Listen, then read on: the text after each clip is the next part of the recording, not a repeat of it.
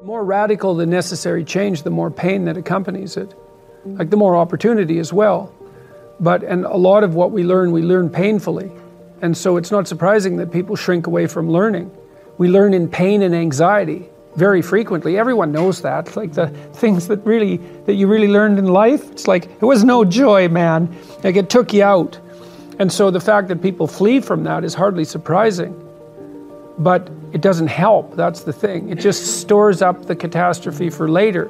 And so the better idea is to eat a little poison every day so that you don't have to overdose in a month. It's something like that. And it is the case that I think because you aren't forced to, first of all, you don't learn unless you're forced to learn. I know there's alternatives to that. There's the voluntary search for knowledge. And that's a fine thing, and that is an antidote to this. But apart from that, speaking more practically, you tend not to learn unless you're forced to learn. And what you tend to learn by force are difficult lessons.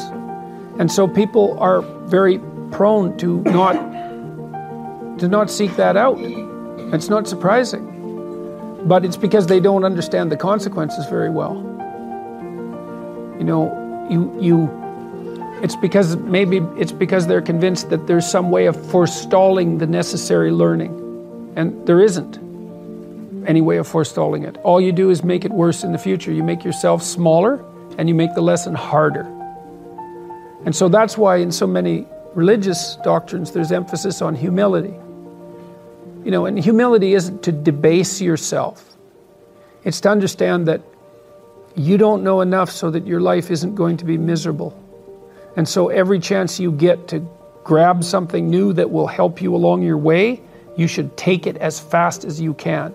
But you have to have a very tragic, I would say, view of reality, and also a harsh one, because it's not just tragedy, it's also malevolence. You have to understand that those are waiting for you. And that makes you desperate enough to learn.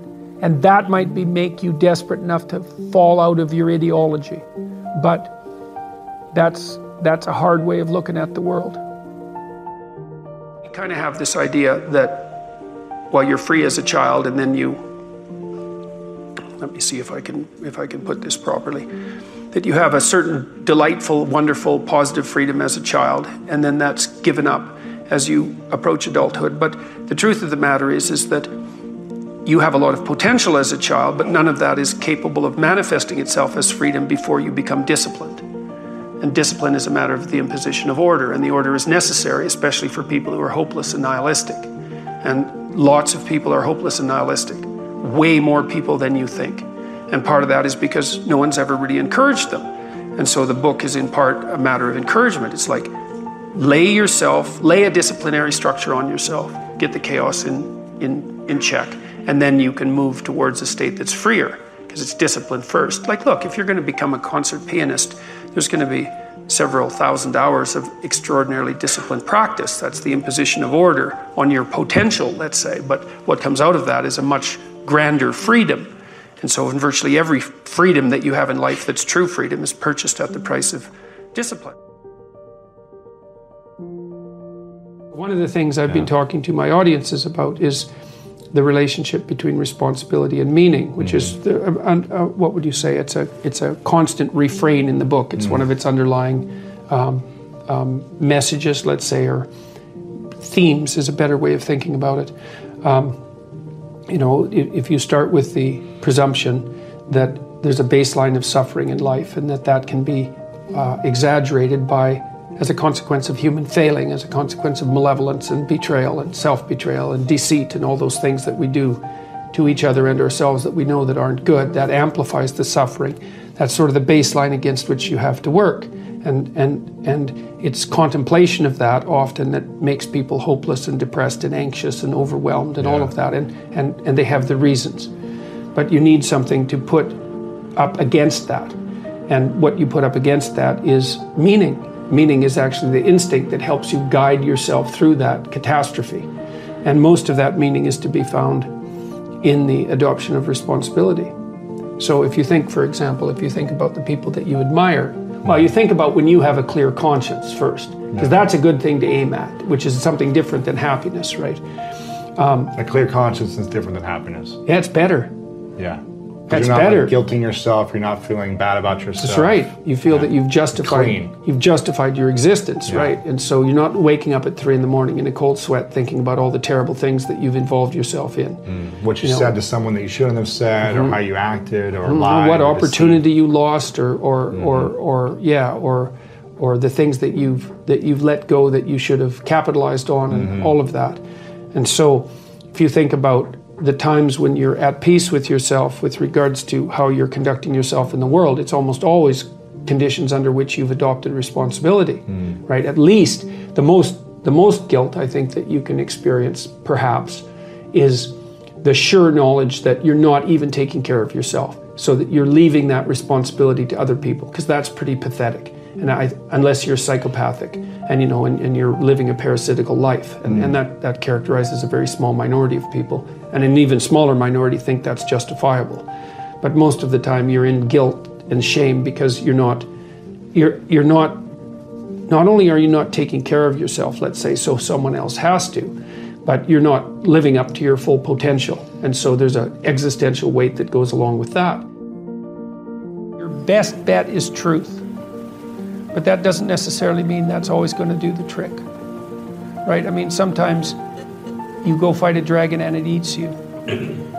And if you being eaten wasn't a real possibility, it wouldn't be a real fight. And so you see people, like I've seen people in my clinical practice sometimes. I had one client in particular who was undergoing a particularly vicious divorce with someone who was really seriously inclined to take him out and would do pretty much everything at her disposal to do so.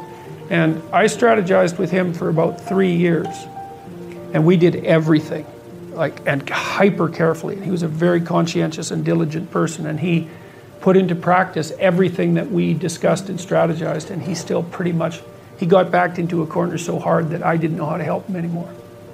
So I would say, however, that he was a very truthful person throughout that, and one thing he did do was, part of it was a custody battle, and he did manage, despite his decline in consequence of being repeatedly cornered, I would say, he did manage to establish what I think was a lasting relationship with his kids. So he might have got enough out of what he did to justify it, even though the whole landscape was pretty awful. I think that not lying is your best bet, but life is hard and people get run over, and it doesn't necessarily mean that you're going to emerge in any obvious sense triumphant. But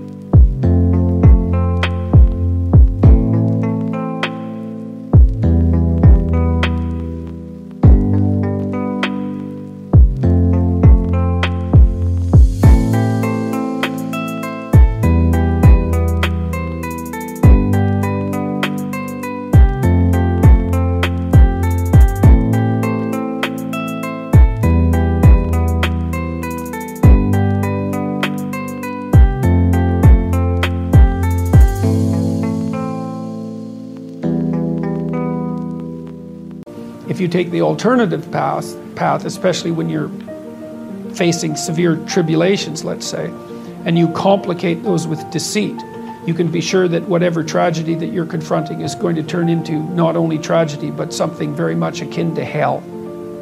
And so you might be able to at least minimize the degree of suffering, even if you can't overcome it or transcend it.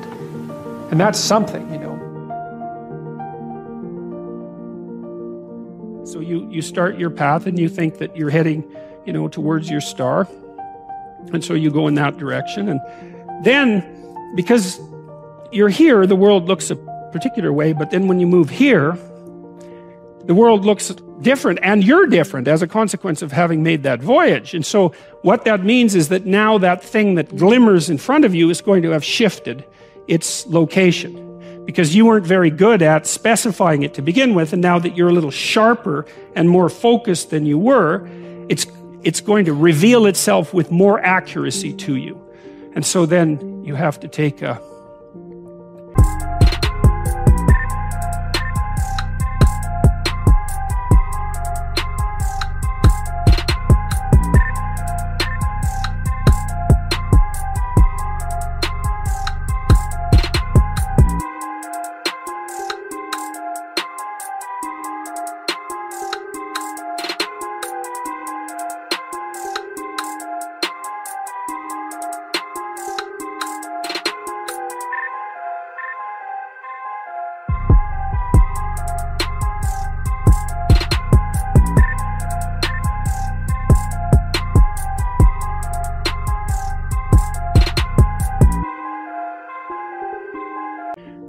it's almost like a 180-degree reversal.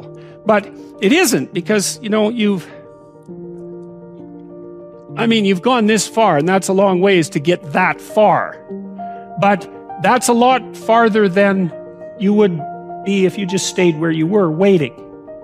And so it doesn't matter that you overshoot continually. Because as you overshoot, even if you don't learn what you should have done, you're going to continually learn what you shouldn't keep doing. And if you learn enough about what you shouldn't keep doing, then that's tantamount at some point to learning at the same time what you should be doing. So it's okay. So it's like this. Now, what's cool about it, though, I think, is that as you progress, the degree of overshooting starts to decline, right? And that we know that. There's nothing hypothetical about that. As you learn a new skill, like even to play a song on the piano, for example, you overshoot madly. You're making all sorts of mistakes to begin with, and then the mistakes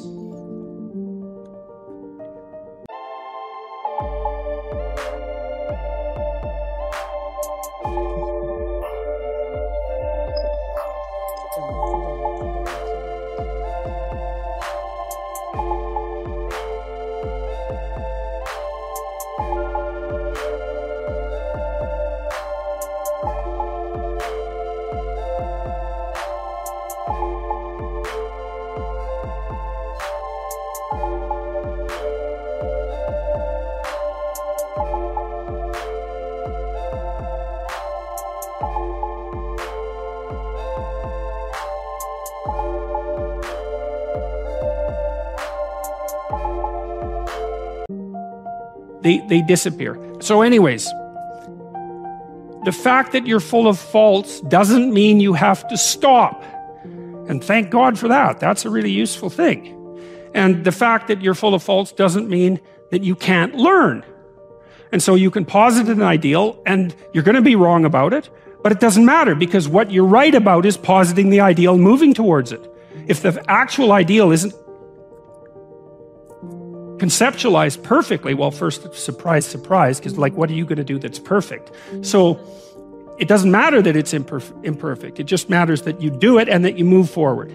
So that's really positive news as far as I'm concerned, because you can actually do that, right? You can do it badly. Anyone can do that. So that's